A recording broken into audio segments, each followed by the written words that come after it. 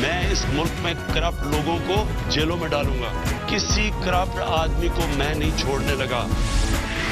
You are selected prime minister. تڑیاں دیتے ہیں اور دھمکیاں دیتے ہیں کہ ہم پوری اپوزیشن کو جیلوں میں میں بھیج دوں گا. You are not a dictator. تم تو صرف کٹپتلی ہو.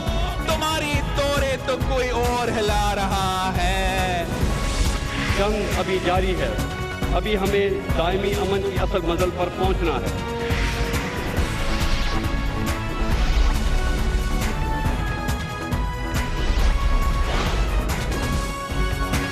آپ دیکھ رہے ہیں خبروں، تبصروں اور تجزیات پر مبنی پاکستان کا سب سے معتبر نیوز شو دنیا، کامران خان کے ساتھ. السلام علیکم، میں ہوں کامران خان. ایک جانب پاکستان حالیہ سالوں کی اپنی بدترین معاشی صورتحال سے دوچار ہے، بدترین معاشی حالات ہیں. دوسری جانب بھارت کے خفیہ ایجنسی را، افغانستان کی خفیہ ایجنسی انڈیس اور پاکستان دشمن دوسری انٹیلیجنس ایجنسیز پاکستان میں بد امنی اور افراتفری پھیلانے کی سر توڑ کوششیں کر رہی ہیں. لیکن اسی دوران پاکستانیوں کے لیے اچھی خبر یہ ہے کہ پاکستان کے انٹیلیجنس اداروں اور فورسز مسلسل ان منصوبوں کو ناکام بنا رہے ہیں. پچھلے 24 گھنٹے میں دہشت گردی کے 3 بڑے منصوبے ناکام ہوئے ہیں اور 3 بڑی کامیابیاں ملی ہیں.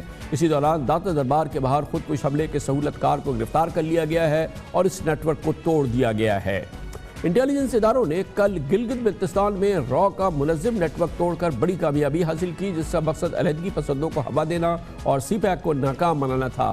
خفیہ آپریشن میں 14 ایجنٹ گرفتار کر کے بھاری مقدار میں گولہ بارود اور اسلحہ برآمد کیا گیا تھا، جبکہ گروہ کا سرغنہ اور اس کے ساتھی پہلے ہی خفیہ اداروں کے سامنے سرنڈر کر چکے ہیں اور ان کے ذریعے بے پناہ امپورٹنٹ معلومات جو ہے وہ پاکستان کے خفیہ اداروں کو مل چکی ہے. دوسری جانب پنجاب پولیس کے CTD ڈپارٹمنٹ نے ایک بڑی بریک تھرو کی ہے اور داتا دربار کے باہر جو حالیہ خودکش حملہ ہوا تھا اس کے ایک سہولت کار محسن خان کو گرفتار کر لیا ہے، جبکہ خودکش بمبار صادق اللہ مومن کی شناخت افغان شہری کی حیثیت سے بھی ہو گئی ہے، جو کہ 6 مئی کو تورخم بارڈر سے پاکستان میں داخل ہوا اور 2 دن بعد اس نے حملہ کیا جس میں 12 افراد شہید ہو گئے. یہ مکمل طور پہ افغان انٹیلیجنس کا آپریشن تھا. اس میں افغان شہری نے پاکستان کے معصوم شہریوں کو نشانہ بنایا. ایک بڑی کامیابی کراچی میں بھی ہوئی ہے CTD نے، جہاں پر سوراب گوٹ سے 2 دہشت گردوں کو گرفتار کر کے رمضان میں دہشت گردی کا ایک منصوبہ ناکام بنایا گیا ہے. ملزمان کے قبضے سے 3 خودکش جیکٹس اور دھماکہ خیز مواد برآمد ہوا ہے اور یہ بھی پتہ چلا ہے کہ یہ بھی حملہ آور اور ان کا سامان جو تھا وہ افغانستان سے یہاں بھیجا گیا تھا. یہ بہت امپورٹنٹ صورتحال ہے. میں نے آپ سے عرض کیا پاکستان سنگین معاشی صورتحال سے گزر رہا ہے. اسی دوران پاکستان مخالف انٹیلیجنس ایجنسیز پاکستان میں بد امنی اور افراتفری پھیلانے کی بھرپور کوششیں کر رہی ہیں. پوری صورتحال میں بات کریں گے. ہمیں جوائن کر رہے ہیں سیکیورٹی امور کے ماہر کالمنسٹ جناب امتیاز گل، جو ڈائریکٹر ہیں سینٹر فار سیکیورٹی اسٹڈیز کے. بہت بہت شکریہ امتیاز گل صاحب. ایک بڑی کنسرٹڈ ایفرٹ لگ رہی ہے. یہ بھی ہم نے دیکھا کہ یہ بریک تھرو ہوا ہے. یہ داتا دربار کا جو حملہ آور تھا اس نیٹ ورک کو پکڑا ہے. کراچی میں ایک ایفرٹ ہو رہی تھی وہ پکڑی گئی ہے. گلگت بلتستان میں ایک سیسیشنسٹ موومنٹ چلانے کی کوشش کر رہی ہے وہ پکڑی گئی ہے. اور ہم نے دیکھا کہ ابھی حالیہ دنوں میں بلوچستان میں تابڑ توڑ حملے ہوئے ہیں. گویا کہ اس وقت فل سکیل ایک وار ہے جو کہ دشمن انٹیلیجنس ایجنسیز نے پاکستان پہ لانچ کی ہوئی ہے. جی بلا شبہ کامران صاحب، یہ اس وقت ایک فل بلون لو انٹینسٹی جنگ ہے جو پاکستان پہ بھارت نے مسلط کی ہوئی ہے اور تقریباً تمام علاقے بلوچستان اور خیبر پختونخوا کے اس سے اس وقت متاثر لگتے ہیں.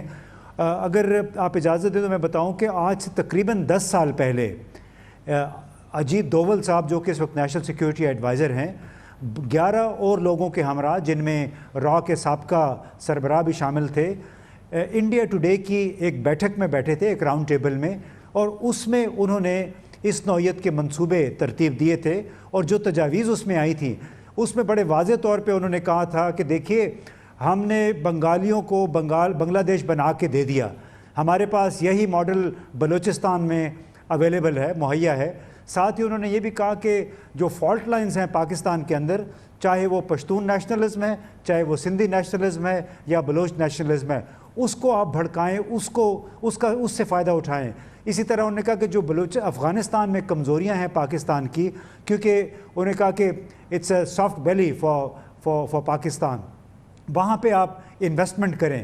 تو آپ گزشتہ 10 برسوں کے دوران یعنی جو تجاویز پیش کی گئی تھی جب اجیت دوول ابھی برسر اقتدار نہیں آئے تھے، مجھے یہ لگتا ہے کہ اس پہ اس وقت بھرپور طریقے سے عمل درآمد ہو رہا ہے، اور میرا خیال ہے کہ پاکستان کی انٹیلیجنس ایجنسی اور دوسرے سیکیورٹی ادارے اب تک کافی حد تک انہوں نے بہت اچھا کردار ادا کیا ہے، لیکن ایسا معلوم ہوتا ہے کہ یہ ایک طویل جنگ ہے جس کا پاکستان کو ابھی سامنا ہے۔ یہ مختلف جو فالٹ لائنز ہیں اس کا ذکر کیا، اس میں آپ نے ذکر نہیں کیا جو ناردرن ایریاز میں، جو گلگت بلتستان میں ایک فل سکیل ایک انٹیلیجنس آپریشنز چل رہے ہیں را کے اور این ڈی ایس کے، جہاں پر ایک الگ ایک انسرجنسی کی فضا بنانے کی کوشش کی جا رہی ہے، جس کا ایک بڑا نیٹ ورک ہم نے توڑا ہے۔ ایک فل سکیل وار ادھر بھی ہو رہی ہے ناردرن ایریاز میں بھی۔ جی بلا شبہ، دیکھیے ناردرن ایریاز میں تو یہ اس وقت زیادہ شدت اختیار کر گئی تھی یہ تمام تحریک جب سی پیک کا اعلان ہوا تھا، کیونکہ آپ کو یاد ہوگا کہ امریکہ نے بھی اعتراض کیا، بھارت نے بھی اعتراض کیا کہ علاقہ متنازع ہے اور اس میں آپ یہاں سے یہ روٹ کیوں گزرے گا، تو وہاں پہ جو بھی لوگ تھے جو جس کو سو کالڈ قوم پرست ہیں ان کو بھڑکایا گیا، اور میرا خیال ہے گزشتہ 4-5 برسوں کے دوران کافی اس نوعیت کے واقعات ہوئے ہیں جس سے اس امر کا شواہد ملتے ہیں کہ وہاں پہ بیرونی عناصر بلا شبہ آ کے مداخلت کر رہے ہیں، اور اس وقت پاکستان کی صورتحال بالکل ایسی ہو گئی ہے جیسے امریکہ نے چین کے گرد ایک رنگ آف فائر قائم کیا تھا، یعنی جنوبی کوریا، فلپین، ویتنام اور جاپان، یہاں پہ انہوں نے اپنی پریزنس بڑھا کے ایک لحاظ سے چین کو گھیرنے کی کوشش کی۔ بھارت نے اس وقت اپنی 10 سال پہلے ترتیب دی گئی پالیسی کے مطابق مشرقی محاذ یعنی اپنی سرحدوں پہ، مغربی سرحد یعنی افغانستان سے، اور جنوب مغربی سرحد یعنی ایران کے راستے پاکستان کے خلاف یہ ایک انسرجنسی کا سلسلہ شروع کیا ہوا ہے، اور کلبھوشن جادو نے تو اس لحاظ سے ہمیں ثبوت بھی دیے تھے۔ جی، اور اس میں امپورٹنٹ بات یہ ہے کہ یہ سب کچھ جو ہے اس کا ایک بڑی وجہ جو ہے وہی چین، یعنی کہ پاکستان اور چین کے تعلقات اور سی پیک ہے، جو کہ نہ صرف بھارت کو کھٹک رہا ہے، نہ بھارت کے اتحادیوں کو کھٹک رہا ہے، اور پھر پاکستان کو جو نشانہ بنایا جا رہا ہے اس کی ایک بڑی وجہ یہ ہے کہ پاکستان سی پیک میں چین کے ساتھ شامل ہے، اور یہ ایک پاکستان کی ترقی کا سفر ہے، اور پھر کیونکہ چین اور پاکستان اس میں ساتھ ہے تو اس کو ڈیریل کرنے کے لیے، اس کو انڈرمائن کرنے کے لیے یہ پاکستان پہ خفیہ حملے کیے جا رہے ہیں۔ اس میں تو اب میرا خیال ہے کوئی شک نہیں رہا ہے کہ کس طرح سی پیک کو انڈرمائن کرنے کی کوشش کی جا رہی ہے مختلف ذرائع سے، چاہے وہ ہمارے پشتون قوم پرست ہیں یا ہمارے سندھی یا بلوچ قوم پرست ہیں، ان کے ذریعے مسلسل اس نوعیت کی فضا پیدا کی جا رہی ہے، اور بدقسمتی سے اس میں کچھ ہمارے اپنے بڑے بڑے صاحب اختیار لوگ بھی شامل ہو جاتے ہیں جب وہ منفی نوعیت کے شکوک و شبہات پیدا کرنے والے سوالات کرتے ہیں۔ تو پاکستان کو صرف میرا خیال ہے بھارت یا دوسرے ملکوں کے جو انٹیلیجنس ادارے ہیں ان کا سامنا نہیں ہے، بلکہ بہت سارے ایسے لوگ ملک کے اندر ہی ہیں جن کو آپ سہولت کار بھی کہہ سکتے ہیں، جو اس بیانیے کو فروغ دے رہے ہیں جو براہ راست پاکستان اور چین کے تعلقات اور ان کے مفادات کو اپنی زد میں بھی لے لیتے ہیں۔ بہت بہت شکریہ، بہت شکریہ جناب امتیاز گل ہمارے ساتھ موجود تھے۔ کمرشل بریک، اس کے بعد ذکر کریں گے کے پی کا، جہاں پہ سرکاری ڈاکٹرز نے ہڑتال کی ہوئی ہے۔ پورے کے پی کے اندر سرکاری علاج اس وقت منجمد ہو گیا ہے، غریب سسک رہے ہیں، حکومت ڈاکٹروں سے بات نہیں کر رہی، ڈاکٹرز اپنے مطالبات پر اڑے ہوئے ہیں، مر بیچارے غریب رہے ہیں۔ اس کی بات کرتے ہیں چھوٹے سے وقت کے بعد۔ بہت امپورٹنٹ معاملہ ہے صوبہ خیبر پختونخوا میں، جہاں پر پی ٹی آئی کی حکومت اور وزیر اعظم عمران خان کی خواہش ہے، پچھلے کئی سالوں سے سلسلہ جاری ہے کہ سرکاری ہسپتال میں اصلاحات لائی جائے، انہیں ماڈرن بنیادوں پر ان کی انتظامیہ کو اور ان کے مینجمنٹ کو بہتر بنایا جا سکے۔ اس کے خلاف کے پی کے سرکاری ہاسپٹلز کے ڈاکٹرز نے ہڑتال کی ہوئی ہے، اور اس ہڑتال کو آج 7واں روز ہو گیا ہے۔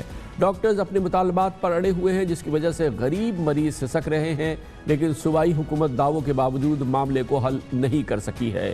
کے پی ڈاکٹرز کونسل یوں تو ہاسپٹل میں مجوزہ اصلاحات کے خلاف 1.5 ماہ سے احتجاج کر رہی ہے، لیکن باقاعدہ ہڑتال کا سلسلہ تقریباً 1 ہفتے قبل شروع ہوا، جب ان میں سے ایک ڈاکٹر ضیاء الدین آفریدی پر صوبائی وزیر صحت ڈاکٹر ہشام انعام اللہ کے گارڈز نے مبینہ طور پر تشدد کیا، اور اس کے بعد یہ صورتحال بگڑ گئی۔ ہلداری ڈاکٹرز نے کل سے آج تک صرف لیڈی ریڈنگ ہاسپٹل کی او پی ڈی کھولی، لیکن دیگر بڑے ہاسپٹلز میں علاج معالجہ بند ہے، وہاں تالے لگے ہوئے ہیں، اور جس کی وجہ سے دور دراز سے آئے ہوئے مریض اور ان کے لواحقین انتہائی شدید مشکلات کے شکار ہیں۔ بہت ہی قسم پرسی کا عالم ہے، جس کے باعث وزیر اعلیٰ کے پی آج بالآخر اطلاعات یہ ہے کہ ڈاکٹر سے مذاکرات کریں گے. ابھی تک یہ جب آپ پروگرام دیکھ رہے ہیں یہ مذاکرات شروع نہیں ہوئے ہیں. یہ بہت ہی مشکل صورتحال ہے. اس حوالے سے امپورٹنٹ بات یہ ہے کہ وزیر اعظم عمران خان کا کہنا یہ ہے کہ وہ ان کی جماعت دراصل کے پی میں جو سرکاری علاج کا نظام ہے اس میں اصلاحات لانا چاہتے ہیں, اسے ماڈرن بنیاد پر اس کو ترتیب دینا چاہتے ہیں. اور حالیہ دنوں میں پشاور میں اس کا ایک بار پھر پرزور اظہار کیا وزیر اعظم عمران خان نے. ہماری حکومت ریفارمز لے کے آ رہی ہے, نئی ہسپتالوں کو بہتر کرنے کی کوشش کر رہی ہے, سرکاری ہسپتالوں کو. اس کے خلاف ایک مہم چلی ہوئی ہے. میں ان ڈاکٹر سے پوچھتا ہوں, اگر شوکت خانہ میں ایک انٹرنیشنل سٹینڈرڈ کا ہاسپٹل بن سکتا ہے تو ہم کیوں نہیں اپنے گورنمنٹ ہاسپٹلس کو بنا سکتے؟ اس کے لیے ہم مینجمنٹ سسٹم میں چینجز لے کے آ رہے ہیں. اس کے خلاف پوری مہم چلی ہوئی ہے. اور یہ جھوٹ بولا جا رہا ہے کہ جی ان کو پرائیویٹائز کیا جا رہا ہے. بالکل پرائیویٹائز نہیں کر رہا ہے, ان کی مینجمنٹ ٹھیک کر رہے ہیں. لیکن میں آپ کو یہ واضح کر دوں کہ کسی صورت ہم اس اصلاحات سے پیچھے نہیں ہٹیں گے. ہم نے سرکاری اسپتالوں کو ٹھیک کرنا ہے. آپ کسی قسم کا پریشر ڈالیں گے ہم نہیں لیں گے. یہ اپنے ذہن میں ڈال لیں کہ جو بھی ہو جائے گا ہم نے اپنے سرکاری اسپتال ٹھیک کرنے ہیں. کسی قسم کا بلیک میل اور پریشر ہم لینے کے لیے تیار نہیں ہیں. لیکن اس پر ظاہر ہے کہ ڈاکٹرز کی جانب سے مزاحمت سامنے آئی ہے. اس کی وجوہات جانتے ہیں, ہڑتال کی وجوہات جانتے ہیں, اور اس کے لیے ہمیں جوائن کر رہے ہیں ڈاکٹر حسین ہارون جو پریزیڈنٹ ہیں پاکستان میڈیکل ایسوسی ایشن پشاور کے. بہت بہت شکریہ ڈاکٹر صاحب آپ نے ہمیں جوائن کیا ہے. فرمائیے گا کہ وہ کون سی ایسی بات ہو گئی جس کی وجہ سے آپ بتائیے پاکستانیوں کو کہ آپ کا جو سب سے کلیدی ذمہ داری ہے, جو سب سے کلیدی آپ کی اخلاقی ذمہ داری ہے جس کا آپ نے حلف اٹھایا ہے کہ آپ اپنے مریضوں کو اٹینڈ نہیں کر رہے ہیں, آپ نے ہسپتالوں کے دروازے بند کر دیے ہیں, آخر ایسی بھی کیا ناراضگی؟ بسم اللہ الرحمن الرحیم. میں دنیا نیوز کا شکریہ ادا کرتا ہوں کہ انہوں نے اتنے اہم ایشو پہ آج پاکستان میڈیکل ایسوسی ایشن کو دعوت دی. ہم ایکچولی ہم بھی یہ چاہتے ہیں کہ کے پی کے صوبے اور پاکستان کے مریض جو ہیں یا پاکستان کے لوگ کو کسی قسم کی علاج معالجے میں تکلیف نہ ہو. لیکن گورنمنٹ جو ہے وہ اس ایشو کو سالو کرنا نہیں چاہتی, کیونکہ 1915 میں انہوں نے یہ ایکٹ شروع کیا, وہ ہیلتھ ریفارم ایکٹ جو تھا, یہ جو ریفارم کرنا چاہتے ہیں انہوں نے یہ لاگو کیا. اس کو پاکستان میڈیکل ایسوسی ایشن اور دوسری ڈاکٹر ایسوسی ایشن نے ہائی کورٹ میں چیلنج کیا. ہائی کورٹ نے اس کے حق میں ایک فیصلہ دیا.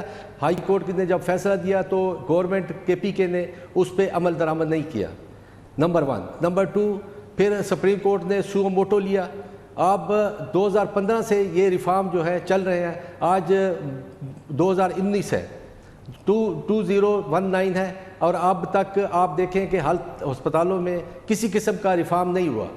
آج چیف جسٹس ثاقب نثار نے بذات خود ہسپتالوں کا وزٹ کیا, وہ میڈیا نے دیکھا, میڈیا کے سامنے بات آئی, انہوں نے دیکھا کہ ہسپتالوں کی حالت کتنی خراب ہے. اگر اس کے باوجود ہم یہ چاہتے ہیں کہ ہسپتالوں کی حالت بہتر ہو, ہم بھی یہ چاہتے ہیں کہ ہسپتال ہمارے جو سمجھ میں آ گیا بالکل اس طرح ہو جیسے یورپ میں یہ پس منظر سمجھ میں آ گیا, آپ کی بات سمجھ میں آ گیا. مجھے صرف یہ بتائیے کہ ان مریضوں کا کیا قصور ہے جو ہزاروں کی تعداد میں کے پی کے دور دور کے علاقوں سے ان سرکاری ہاسپٹل میں پہنچتے ہیں اور وہ بیچارے دروازے بند پاتے ہیں اور وہ واپس جاتے ہیں, اور آپ ہڑتال پر ہیں, آپ ان کو اٹینڈ نہیں کر رہے, ان کا کیا قصور ہے یہ ذرا گنوائیے نا.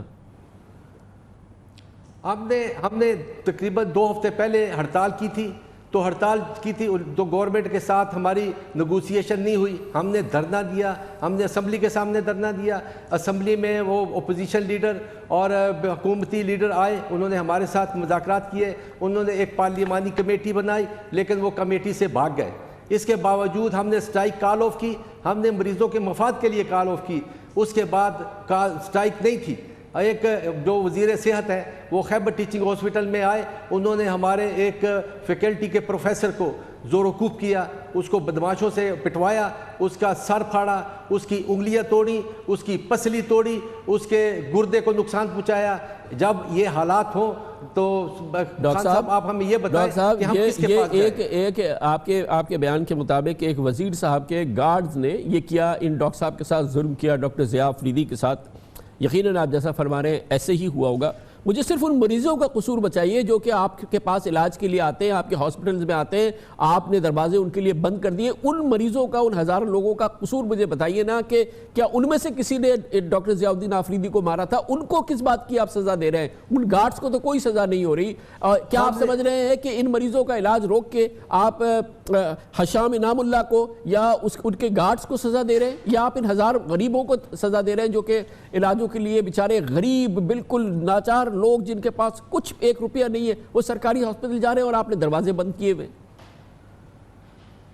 سر یہ جو ہم جنگ لڑ رہے ہیں یہ غریب مریضوں کی بھی جنگ ہے. آپ کو شاید علم ہوگا کہ KPK کے ہسپتالوں میں پرائیویٹائزیشن کا عمل شروع ہو چکا ہے.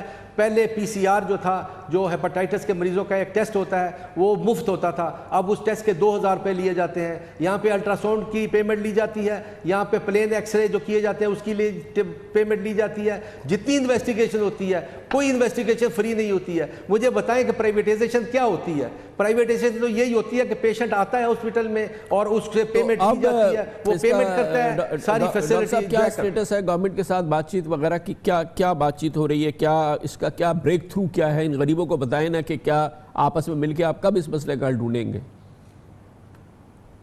گورنمنٹ اس ایشو کو سیریسلی نہیں لے رہی. ابھی دیکھیں 4 دن سے ہڑتال چل رہی ہے. گورنمنٹ آج جو ہے آج مذاکرات کر رہی ہے. کامران سر وہ وزیر اعظم صاحب پاکستان تشریف لائے پشاور میں.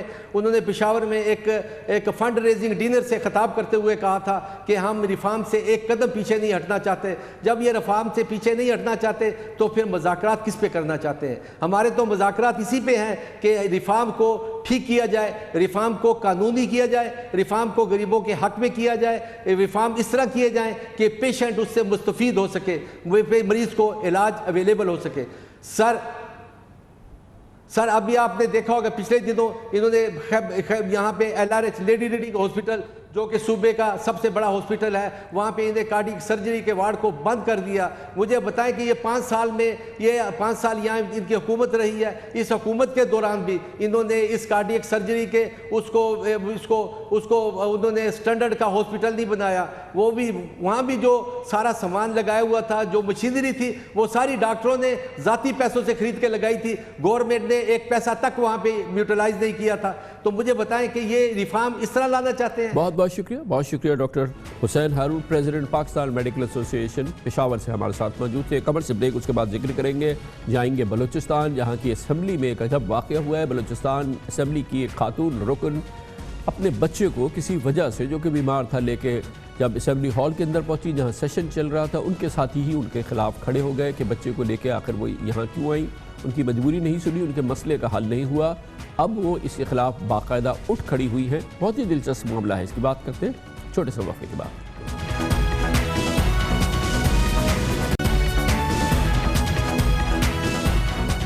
خواتین کے حقوق, بچوں کے حقوق کے حوالے سے پاکستان کا ریکارڈ کوئی زیادہ اچھا نہیں ہے, مگر اس میں ایک سیاہ باب کا اضافہ ہوا ہے گزشتہ دنوں بلوچستان میں, جہاں پر بلوچستان کی خاتون رکن اسمبلی مہجبین شیران جب اپنے بچے کو جو کسی وجہ سے وہ ایوان میں لانا چاہتی تھی, جو بھی ان کی مجبوری تھی, وہ ایوان میں لائیں. ان کے جیسے ہی وہ بچے کے ساتھ ایوان میں داخل ہوئی, ان کے ساتھی اراکین کی جانب سے, ان کی بہت بڑی تعداد کی جانب سے ان پر تنقید شروع ہو گئی, اور اس کے ساتھ ہی ایک بہت ہی ناخوشگوار صورتحال پیدا ہوئی.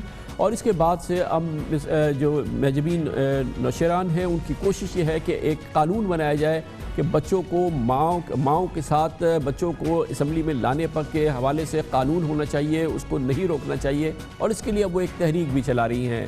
مہجبین صاحبہ کا تعلق ضلع کچھ سے ہے. وہ حکمراں بلوچستان عوامی پارٹی کی جانب سے خواتین کی مخصوص نشستوں پر منتخب ہوئی تھی. 3 ہفتے قبل جب اپنے بیمار بچے کے ہمراہ بلوچستان اسمبلی میں تشریف لائیں تو اسمبلی کے عملے نے انہیں اندر جانے سے پہلے روک دیا اور کہا کہ اسمبلی قوانین کے مطابق بچوں کو اندر لے جانے کی اجازت نہیں ہے. خاتون نے رکن اسمبلی کے اصرار پر انہیں اندر جانے کی اجازت تو دی گئی, لیکن ایوان میں جب وہ پہنچی تو ان کے ساتھیوں کی جانب سے ہی تنقید کا ان کو نشانہ بنایا گیا, جس کے بعد مہجبی کو اسمبلی کے سیکرٹری سے خالی کمرے تک رسائی مانگی, مگر انہیں بچے کے لیے وہ جگہ بھی نہیں دی گئی, اور وہ اس پوری صورتحال میں بالکل لاچار تھی. ان کی کوئی مدد کو نہیں آیا. یہ بہت ہی سوری فگر تھی جو کہ بلوچستان اسمبلی میں دیکھنے میں آئی.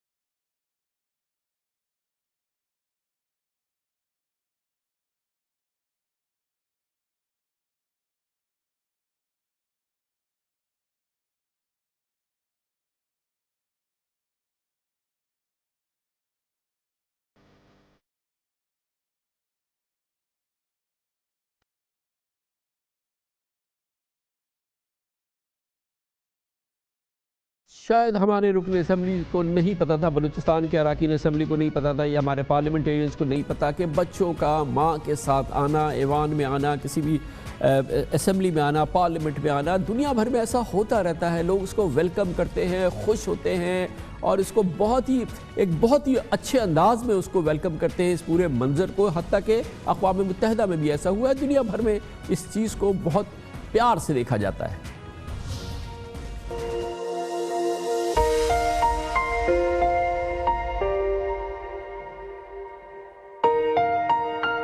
Senator Duckworth, how are you feeling?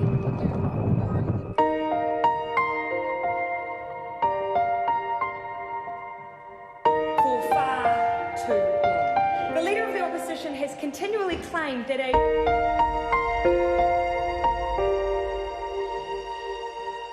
I say to the Honourable Lady, don't be sheepish about it. The little baby is welcome to come in. There's no problem. That's an extra vote. Forseti, ég vil bara taka fram að við erum hér ekki að gera breytingar á því ákvæði fjall.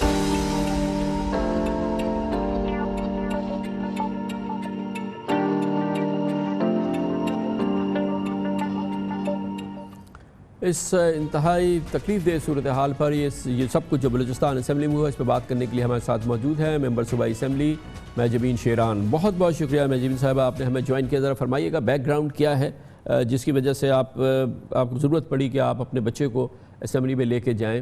کیا وجہ تھی اور کیا آپ یہی سمجھ رہی ہوں گی نا کہ اس میں کوئی ایشو نہیں ہے، آپ کو ضرورت ہے آپ لے جائیں اور تھوڑی دیر کی بات ہے. بالکل. اس دن یہ روز کی معمول اور اس دن سیشن چل رہے تھے تو اس دن عموماً نہیں لے کے جاتی تھی، لیکن اس دن اس کی طبیعت صحیح نہیں تھی، گھر پہ کوئی نہیں تھا اسے سنبھالنے کے لیے، تو میں نے کہا اس دن لے کے جاؤں اس کو. میں لے کے اس کو میں نے لیڈیز چیمبر میں جب سیشن اسٹارٹ نہیں تھا اس کو رکھا. پھر یہ سو رہا تھا اس ٹائم، تب جب ووٹ کیا تو وہاں جو عورت تھے اس سے چپ نہیں ہو رہا تھا، تو مجھے بلایا جب ہاؤس میں تھی تو مجھے بلایا. میں واپس گئی اپنا بیٹے کے پاس، وہاں پہ وہ جاگ رہا تھا. تو میں نے کہا اگر یہاں پہ بیٹھی رہوں تو وہاں پہ میرا سیشن مس ہو جائے گا. اسی لیے میں سمجھی تھی، میں نے انٹرنیشنل دیکھے تھے کہ وہاں پہ بچے ان کے ساتھ ہوتے تھے. چھوٹا سا بچہ ہے، میں نے کہا یہ کیا تنگ کرے گا، کسی کو پریشان کرے گا سیشن کے دوران. تو میں اس کو لے کے گئی. جیسے گئی تو میرے تو یہی تھا کہ یہ میرے بچے کو ویلکم کریں گے. لیکن جیسے میں اندر گئی تو وہاں پہلے تو اسمبلی کا جو اسٹاف ہے ان کی طرف سے آیا کہ آپ میں اپنے بچے کو لے کے چلے جائیں یہاں سے، کہ یہاں پہ اس کی اجازت نہیں ہے، الاؤ نہیں ہے کوئی دوسرا آ جائے ممبر کی سوا. تو پھر اس کے علاوہ اس سے میں نے کہا کافی بحث مباحثہ ہوا کہ کہاں پہ لکھا ہے، ریٹرن میں ہے تو مجھے لا کے دکھائیں، کیا رولز کہاں نہیں ہے، کون سا ہے. تو میں نہیں نکلی. لیکن جب میل ممبرز پارلیمنٹ میں سے ممبر آف پارلیمنٹ سے مجھے کہا کہ آپ نکل جائیں، اس طرح ان کی طرف سے باقاعدہ آپ جب اپنی تشریف پہ اپنی سیٹ پہ تشریف فرما تھی تو پھر دوسرے اراکین آپ کے پاس آئے، اپروچ ہوا، اسپیکر صاحب کا کیا رویہ تھا اور ان سب کا اصرار یہ تھا کہ اب آپ نکلیں بچے کے ساتھ یا نہ بیٹھیں، یہ سب ہو رہا تھا؟ بالکل نہیں. اسپیکر صاحب نے اس ٹائم کو رولنگ وغیرہ تو نہیں دی، کہ کیونکہ وہاں پہ سیشن چل رہا تھا، باقی چیزیں ہو رہی تھی، کوئی قرارداد پہ بحث ہو رہا تھا یا کوئی کویسچن تھا، وہی مجھے یاد نہیں. لیکن اس طرح کی سیشن چل رہا تھا، ادھر تک پہنچی نہیں بات. ان لوگوں نے پہلے سے یہاں سے کر دیا کہ آپ نکل جائیں. اگر میں سمجھوں کہ میں نے رول کی وائلیشن کی تو وہ تو ہوتے رہتے ہیں. یہاں پہ پانی پینا کی اجازت نہیں ہے، پیتے ہیں اراکین. یہاں پہ کھانے کی اجازت نہیں ہے، اس کے اندر ٹاپی کھا رہے ہیں، چگم کھا رہے ہیں، کھاتے رہتے ہیں. لیکن آج تک کسی مرد کو مطلب وائلیشن کرتے ہوئے رولز کی کسی نے نہیں نکالا ہے. میں تو اپنا بچہ لے کے گئی. بچہ جو ہے ماں کے لیے وہ فیلنگ جو ماں کی ہوتی ہے بچے کے لیے، وہ کوئی ماں ہی محسوس کر سکتی ہے. جب مجھے میرا بچہ ساتھ تھا، کوئی شور نہیں کر رہا تھا، خاموش تھا، وہ میرے ساتھ تھا، میرے گود میں تھا، اس نے کوئی تنگ نہیں کی، کیوں اس کو نکالا؟ میں سمجھتی ہوں آپ ہال سے نکلے، پھر آپ کو پھر نکلنا پڑا کیا؟ جی مجھے بیٹھنے ہی نہیں دے رہے تھے، بار بار کوئی آ رہا تھا، آپ نکل جائیں، آپ نکل جائیں. میں نہیں نکلی.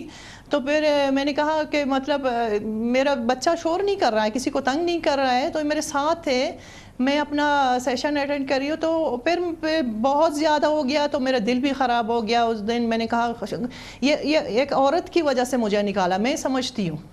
یہ رولز کو توڑنے کی بات نہیں ہے. ایک عورت انہوں نے کہا میں ایک عورت ہے اسی لیے مجھے نکالا نا. تو پھر میں نکل گئی اور اس دن میں نے سیشن بھی اٹینڈ نہیں کی. پھر میں واپس اپنے بچے کو لے کے گھر واپس آ گئی. بہت بہت شکریہ، بہت شکریہ. مہجبین شیران ہمارے ساتھ موجود ہیں اور یہ پاکستان کے تمام پارلیمنٹیرینز کے لیے، اسمبلیز کے لیے یہ بہت ہی امپورٹنٹ پوائنٹ ہے، لمحہ فکریہ ہے. آخر یہ خواتین ہیں، ان کے چھوٹے بچے ہیں اور کسی مجبوری کی وجہ سے اگر وہ ہال میں لے کے آ گئی تو کون سی ایسی آفت آ گئی تھی، کون سا ایسا طوفان آ گیا تھا. ہم نے پوری دنیا کا منظر آپ کو دکھایا ہے. ایسا ہوتا رہتا ہے، لوگ بڑی خوشی سے ویلکم کرتے ہیں چھوٹے بچے اگر اس طرح سے آ جاتے ہیں. کمر سے بریک، اس دوران آپ نیوز ہیڈ لائنز دیکھیں گے، جس کے بعد ہم اپنے پروگرام کے باقی حصے کے ساتھ واپس آتے ہیں. آپ دیکھ رہے ہیں خبروں، تبصروں اور تجزیات پر مبنی پاکستان کا سب سے معتبر نیوز شو دنیا، کامران خان کے ساتھ.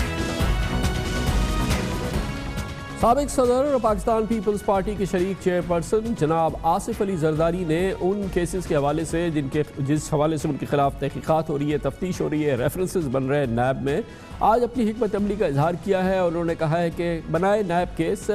انہوں نے اپنی حکمت عملی کا اظہار کرتے ہوئے کہا کہ ہم نیب کو تھکا کر جیتیں گے. جب آصف علی زرداری یہ کہہ رہے تھے کہ ہم نیب کو تھکا کر جیتیں گے تو اس کے پیچھے ایک ہسٹری ہے، کیونکہ وہ پاکستان کی سیاسی تاریخ میں شاید واحد شخصیت ہیں جنہوں نے اس انداز کے اتنے کیسز جھیلے ہیں. بلکہ مقدمات بھگتانے کے سب سے تجربہ کار کھلاڑی جناب آصف علی زرداری سمجھے جا سکتے ہیں، کیونکہ زرداری صاحب کی زندگی کی تقریباً چوتھائی صدی اسی دشت کی سیاحی میں گزری ہے. گویا کہ اس قسم کے معاملات سے وہ مسلسل نمٹتے رہے ہیں. ماضی میں بھی ان پر کرپشن کے درجن بھر ریفرنسز فائل ہوئے تھے، مگر ہر ریفرنس میں وہ باعزت بری ہوئے. آج زرداری صاحب نے کورٹ کچہریوں کے حوالے سے اپنی حکمت عملی کا راز فاش کر دیا. جعلی بینک اکاؤنٹ سے متعلق آج نیب کے 8ویں کیس کی عبوری ضمانت کے لیے جناب آصف علی زرداری اسلام آباد ہائی کورٹ گئے، جہاں صحافیوں سے غیر رسمی گفتگو کے دوران انہوں نے کہا کہ وہ نیب کا بائیکاٹ نہیں کریں گے بلکہ وہ نیب کو تھکا دیں گے. سر، نیب پر اگر آپ کو تحفظات ہیں تو کیا اس پر بھی غور کیا جا رہا ہے کہ نیب میں پیشی سے اس کا بائیکاٹ کیا جائے؟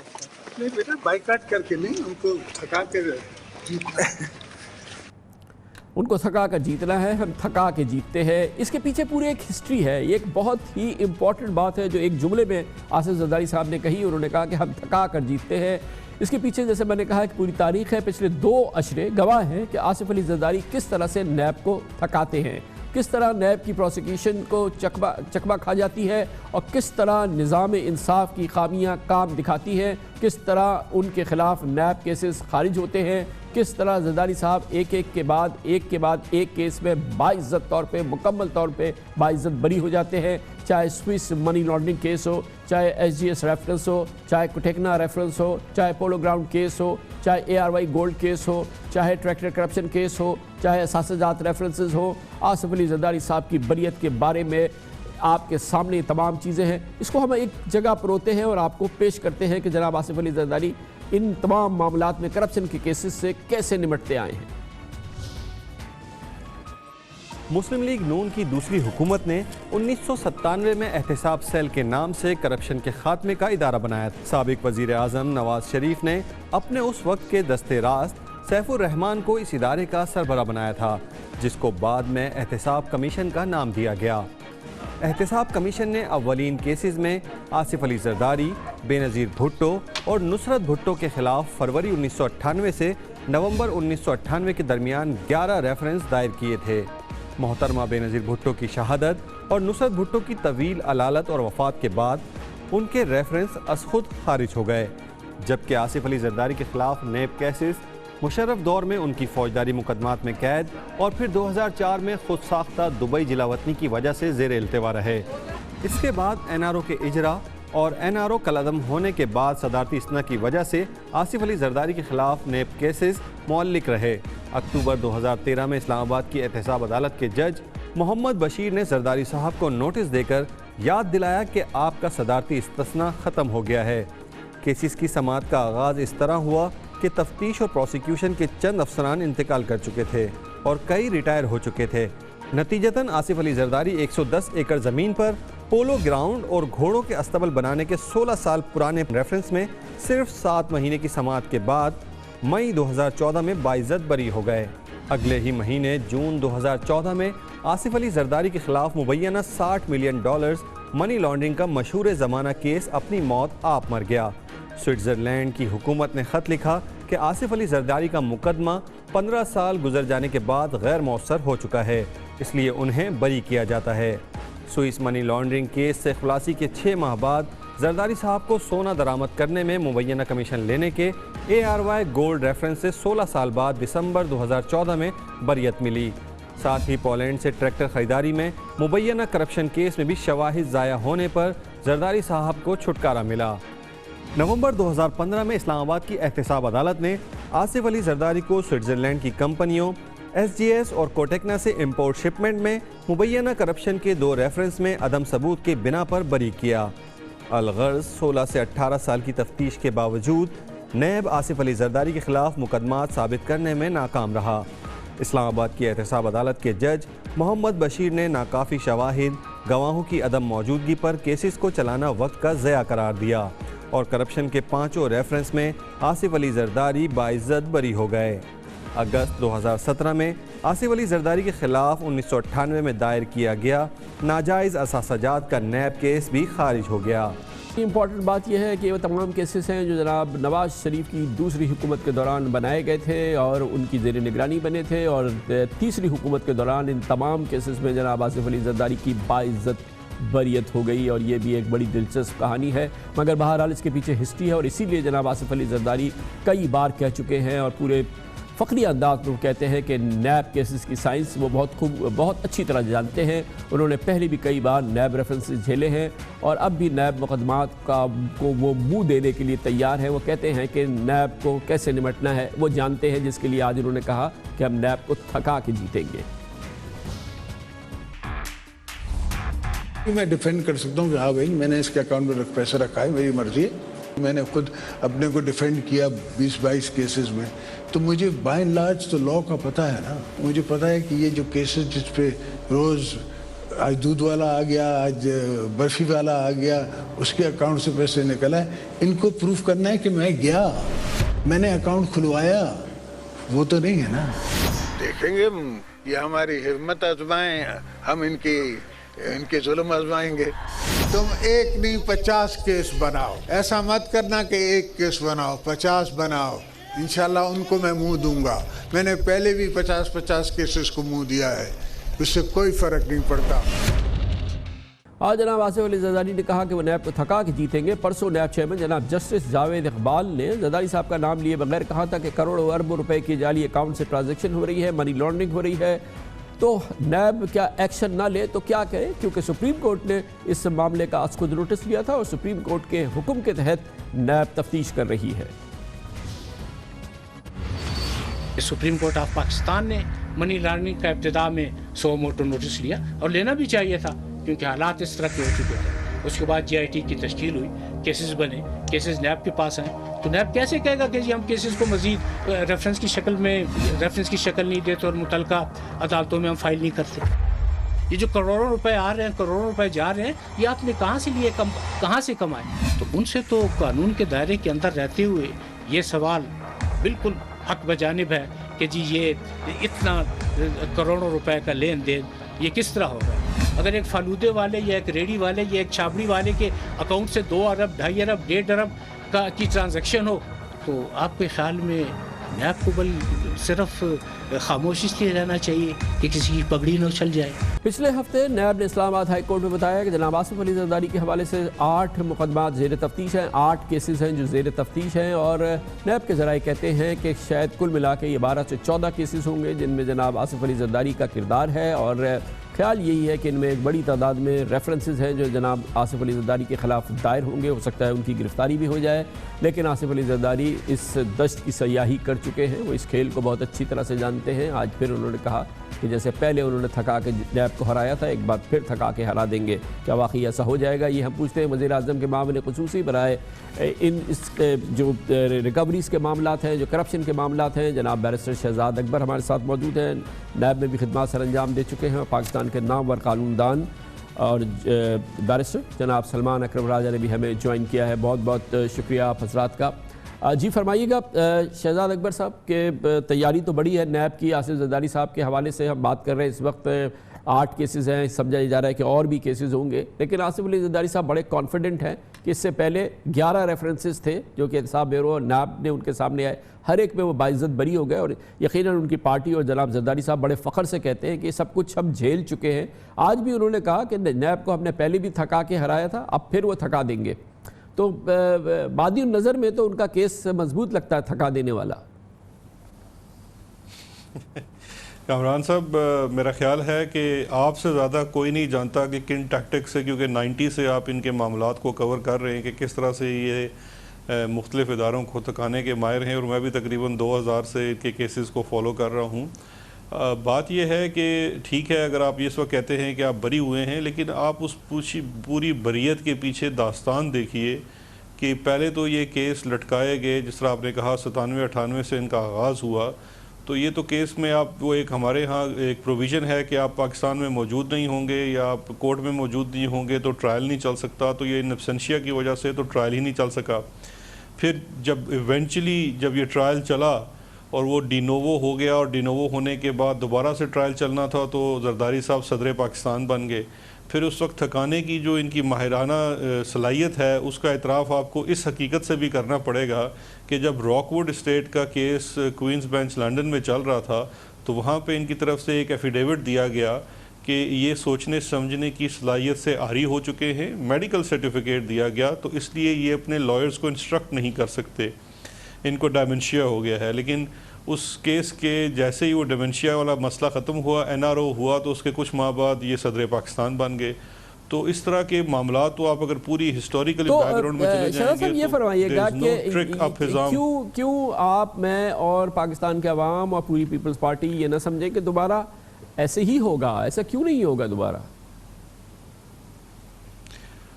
کامران صاحب دیکھیے, ہماری تو کوشش ہے اور خواہش ہے کہ ایسا دوبارہ نہ ہو, کیونکہ جس طرح سے جو جوڈیشل نظام کا میں سمجھتا ہوں مذاق اڑایا گیا, اور جتنا اس میں سے ڈیلیز کیے گئے اور ڈیلیز کا پھر بینیفٹ اٹھایا, پھر ابھی بھی اس وقت اگر آپ دیکھیے تو SGS کیس میں جو ان کی بریت ہے وہ بریت ہوئی اس بنا کے اوپر کہ اس وقت کے نیب کے جو وٹنسز تھے انہوں نے اپنی پرانی دی ہوئی سٹیٹمنٹ کے برعکس سٹیٹمنٹ دی, اور انہیں جو ایک مروجہ اصول ہے ہوسٹائل وٹنس ڈکلیئر کرنے کا وہ نیب نے نہیں ڈکلیئر کیا.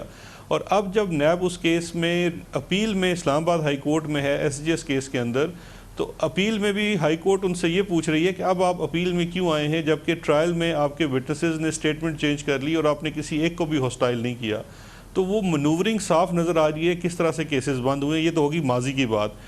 اب مستقبل کی بات یہ ہے کہ یہ دیکھیے سپریم کورٹ کی طرف سے حکم کی ہوئی JIT کے نتیجے میں بنے ہوئی ساری وہ JIT کی رپورٹ تھی, اس کے بعد نیب کے کیسز, نیب کے ریفرنسز اسی ڈائریکشن کے نتیجے میں بن رہے ہیں.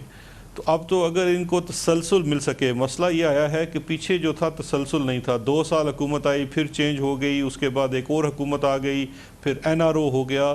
مسئلہ یہ ہے کہ آپ ایک بات پہ تو اگری کرنا پڑے گا کہ ہمارا جو جوڈیشل نظام ہے وہ ایک اپنی رفتار سے چلتا ہے, اس میں تیزی نہیں ہو سکتی. اور آج بھی مجھے بڑی حیرت ہوئی کہ اس کیس کے اندر وٹنسز پیش نہیں ہوئے. وہ کیا فرق ہے؟ سلمان اکرم اعجاز صاحب, آپ فرمائیے گا کہ یہ پورا پروسیس آپ نے بھی بغور اس کا مطالعہ کیا ہے, ایک آپ آبزرور کی حیثیت سے بھی آپ نے دیکھا کہ یہ جو جناب زرداری صاحب کی ہسٹری ہے, یہ کیسز کی, یہ مقدمات کی جو ہم نے بیان کی, اس سے پہلے بھی ہے, اس سے پہلے بھی 88 میں بھی ان کے خلاف کیسز ہوئے تھے, اور پھر اس کے بعد پھر یہ 90 میں کیسز ہوئے تھے, 89 میں کیسز ایک کی بنیاد پر کیسز ہوئے تھے, 90 میں, 91 میں.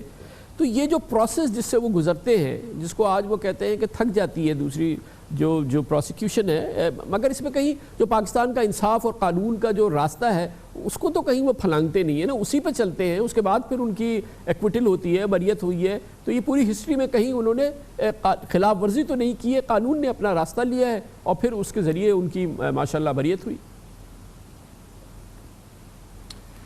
دیکھیں, قانون کا جو راستہ ہے اس میں بھی کچھ کھائیاں آ جاتی ہیں.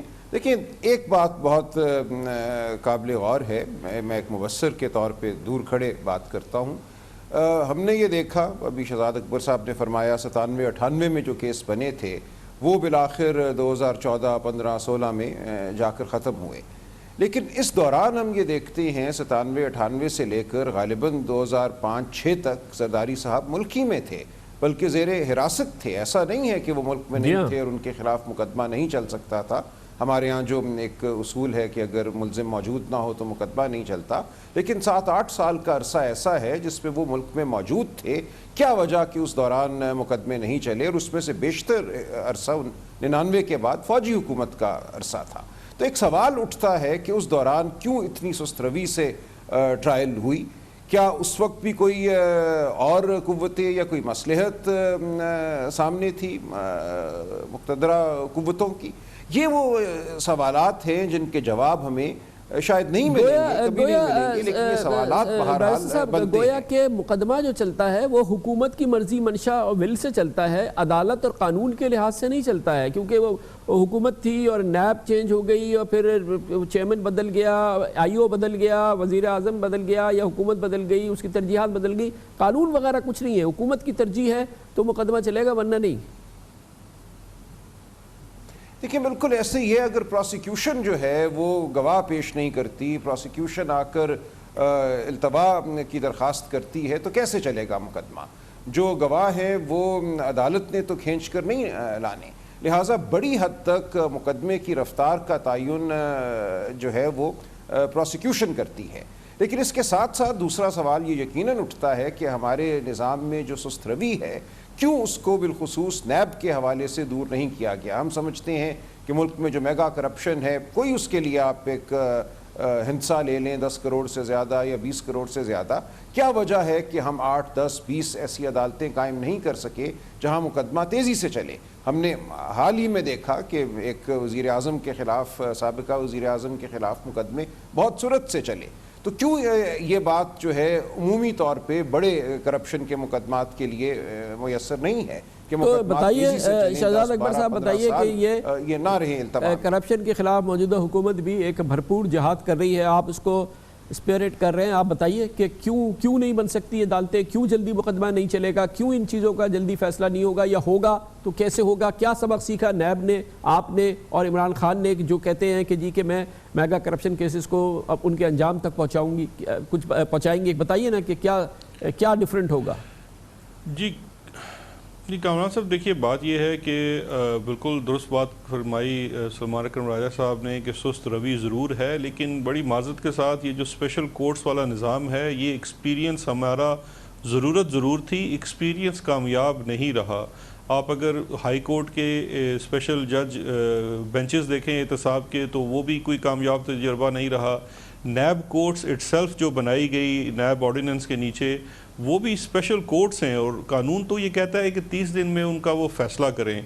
اب اس وقت لاہور ہائی کورٹ میں بھی کافی سیٹیں خالی ہیں، اتنے ججز نہیں ملتے ہیں. حکومت نے تو ریکمنڈیشن کے اوپر جج لگانے ہوتے ہیں کہ ریکمنڈیشن جوڈیشری کی طرف سے آتی ہوتی ہے. ابھی بھی ہم کوشش کر رہے ہیں کہ اس وقت تو آلریڈی جو ایگزسٹنگ سیٹس ہیں وہ فل کی جائیں جتنی جلد ہو سکے. اس کے ساتھ ساتھ پروسیکیوشن میں بھی جو سب سے زیادہ ضرورت ہے وہ آپ کو پروسیکیوٹرز کی تعداد بڑھانے کی ضرورت ہے، کیونکہ اس وقت اگر آپ صرف نیب کی پینڈنسی دیکھیں تو وہ بھی ایک بہت زیادہ بڑے کیسز ہیں. اور میں آپ کی ذمہ داری ہے، عمران خان صاحب کا عہد ہے، جہاد ہے. کل چیئرمین نیب بیچارے نہیں، بالکل کامران صاحب، یہ بالکل it is one of our priorities. اس کے اوپر ہم کام ضرور کر رہے ہیں، لیکن نیب چونکہ ایک آزاد ادارہ ہے تو اب اس کی جو سپیڈ ہے اس کا تعین تو چیئرمین نیب صاحب ہی کریں گے. گورنمنٹ جو کام کر سکتی ہے اس کے لیے انیبلنگ انوائرمنٹ پرووائڈ کر سکتی ہے، ان کو پش کر سکتی ہے، لیکن اس کے اوپر جو سپیڈ کا تعین ہے وہ تو ظاہری بات ہے اس ادارے نے کرنا ہے. لیکن ہم ان کو جتنی بھی اس کے لیے فیسلٹیز ہیں اور وہ سب بہم پہنچاتے ہیں. اور اس وقت بھی آلریڈی اگر آپ دیکھیں تو پچھلے 3-4 ماہ میں ان کی جو انویسٹیگیشن ہے، جو پروسیکیوشن سے پہلے کا مرحلہ ہے، اس کے اندر ہم نے کافی زیادہ تبدیلیاں کی ہیں. اس کے اندر ان کی سب سے پہلے تو پے سٹرکچرز کو ریوائز کیا ہے، ان کی فیسلٹیز کو بہتر کیا ہے، ان کی ٹریننگ کے لیے انتظام کیا ہے، اور نیب کو ایک دفعہ سے پھر یہ آپشن دی ہے کہ اس کے اندر فائنینشیل انویسٹیگیشن کے لیے جو ایکسپرٹیز چاہیے وہ اس کو ہائر کر سکیں، انگیج کر سکیں، مارکیٹ سے لوگ لے سکیں، کیونکہ بہتر انویسٹیگیشن ہی جو ہے وہ پروسیکیوشن کی طرف جائے گی. اور ایک میں آخری چیز کرتا چلوں، نیب کے پاس جو بیک لاگ ہے جی اس کو وہ کریں گے. سلمان اکرم اعجاز صاحب یہ فرمائیے گا کہ ابھی ہم نے حالیہ دنوں میں دیکھا آلموسٹ آئیڈینٹیکل کیس تھا. جناب نواز شریف کا جے آئی ٹی بنی, سپریم کورٹ کے حکم پہ جے آئی ٹی بنی, سپریم کورٹ نے کارروائی کی, اس کے بعد نیب نے کارروائی کی, پھر ریفرنس بنا, پھر یہ ہوا, اس دوران ان کی حکومت ختم ہو گئی, وہ پی ایم ایل این کے پریزیڈنٹ نہیں رہے, سیاست سے نااہل ہو گئے, ان کی حکومت ساری ختم ہو گئی, وہ جیل چلے گئے, سب کچھ ہو گیا. یہ سب کچھ 2 سال کے اندر ہو گیا. یہ بھی سب اس پاکستان کے اندر ہوا ہے. آپ کو لگ رہا ہے کہ یہ صرف نواز شریف صاحب کے لیے مخصوص عمل تھا جس میں تمام یہ نظام انصاف نے اور عدالتوں نے اور سارے اداروں نے مل کے کام کیا اور یہ کام کر دیا, مگر جو اب معاملات چل رہے ہیں جو کہ شاید سائز میں ان سے کہیں زیادہ بڑے ہیں, مگر وہ دلچسپی اور وہ صورت اور وہ ایکشن ہمیں نظر نہیں آ رہا ہے. دیکھیں کامران صاحب, آپ کے اس تبصرے سے اتفاق کرنا ہی پڑے گا. جو معاملہ ہوا میاں نواز شریف کے ساتھ, ظاہر ہے کہ وہ ایک غیر معمولی نوعیت کا معاملہ ہے. اس میں عدالت عظمیٰ نے مکمل نگہداشت رکھی, تمام عمل کی, جو ٹائم لائنز تھیں, جو وقت تھا اس کو مقرر کیا کہ مقدمہ کتنے عرصے میں ختم ہوگا. جب عدالت نے اس کے لیے مزید مدت طلب کی تو ہر دفعہ عدالت نے ایک مقررہ عرصے کے لیے موقع دیا عدالت کو ٹرائل ختم کرنے کے لیے. لہٰذا یہ ایک بہت ہی میں سمجھتا ہوں اچھا ریگولیٹڈ طریقہ تھا. لیکن کیا ہی اچھا ہو کہ تمام بڑے میگا کرپشن کے جو مقدمات ہیں وہ اسی طرح اسی صورت سے چلیں اور سب کے لیے جو ہے وہی طریقہ کار ہو جو وہاں اپنایا گیا. لیکن آپ درست فرما رہے ہیں کہ اس قسم کی یکسوئی ہمیں اور کسی مقدمے اور شہزاد اکبر صاحب اس معاملے میں بھی سپریم کورٹ کے حکم سے جے آئی ٹی بنی ہے. ایک امپلیمنٹیشن جج صاحب بھی ہیں سپریم کورٹ کے جو کہ اس کا پورا جائزہ لے رہے ہیں. آپ کو کیا لگ رہا ہے اوور آل دلچسپی آپ کی حکومت کی, خود سپریم کورٹ کی, خود نیب کی, ان معاملات میں جو کہ اب money laundering, fake account cases, ہم شہباز شریف صاحب اور ان کے بیٹوں کی بات ہے وہ بھی, اور اب جو یہ زرداری صاحب اومنی گروپ وغیرہ کے معاملات ہیں, ان میں کس طرح سے آپ کمپیئر کریں گے وہ جو پہلے دلچسپی نظر آئی تھی اور اب جو دلچسپی, حالانکہ تمام جو پیرافرنیلیا ہے وہ تو وہی ہے. جی کامران صاحب دیکھیے, جو اس کیس کے اندر بھی مانیٹرنگ جج مقرر کیے گئے ہیں, لیکن تھوڑی سی ڈفرنس اس کیس سے یہ ہے, ایک تو یہ معاملہ جو ہے وہ ایون فیلڈ اپارٹمنٹس یا ہل میٹل کے معاملات کی طرح سیدھا 2 یا 3 ریفرنسز کا نہیں ہے. اس میں بھی اگر آپ دیکھیں تو مین ریفرنس تو ایون فیلڈ اپارٹمنٹ کا تھا اور ایک ہل میٹل اسٹیبلشمنٹ کا تھا. بہت شکریہ بیرسٹر سلمان اکرم راجہ. بیرسٹر شہزاد اکبر ہمارے ساتھ موجود تھے. کمر سے بریک, اس کے بعد ذکر کریں گے پیپلز پارٹی بھٹو خاندان کا گڑھ ہے لاڑکانہ. ایڈز کی بیماری وبا کی طرح سے پھیل رہی ہے, ہر روز اضافہ ہو رہا ہے مریضوں کا اور سینکڑوں مریض ہو چکے ہیں. اس وقت یہ عالمی خبر بن چکی ہے, لیکن پاکستان پیپلز پارٹی کی لیڈرشپ کے کان پہ جو نہیں رینگ رہی. ایک جملہ, ایک لفظ بلاول بھٹو زرداری نے اس تباہ کن صورتحال لاڑکانہ کے بارے میں نہیں بولا ہے, نہ ہی جناب زرداری صاحب نے اس طرف توجہ دی ہے. لاڑکانہ آنا تو دور کی بات ہے. اس کی بات کرتے ہیں چھوٹے سے وقت کے بعد. پروگرام میں کئی بار ہم نے ذکر کیا ہے, مگر کوئی کمی نہیں آ رہی, کوئی بہتری نہیں ہے. سندھ میں پیپلز پارٹی کے سیاسی مرکز لاڑکانہ میں HIV ایڈز کی جان لیوا بیماری پھیلتی جا رہی ہے.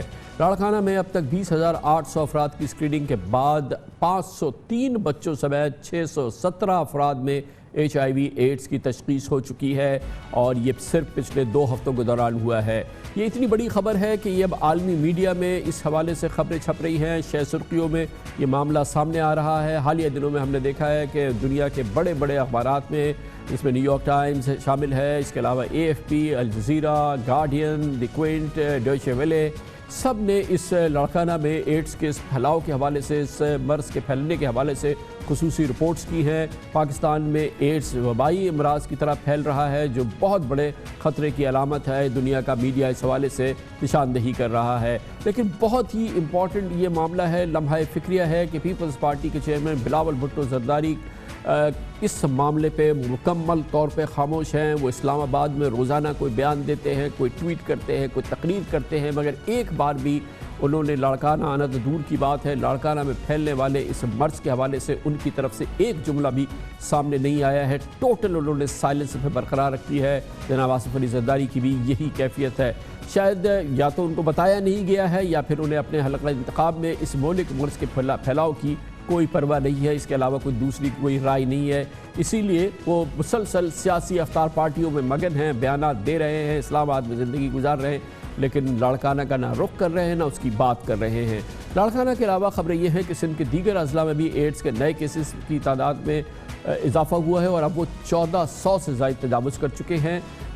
لاڑکانہ کے علاوہ دوسرے شہروں میں جن میں روزانہ اضافہ ہو رہا ہے، اور اب تک حیدرآباد میں 583، سانگڑ میں 199، میرپور خاص میں 65 اور سکھر میں 157 افراد میں ایڈز کی تصدیق ہو چکی ہے۔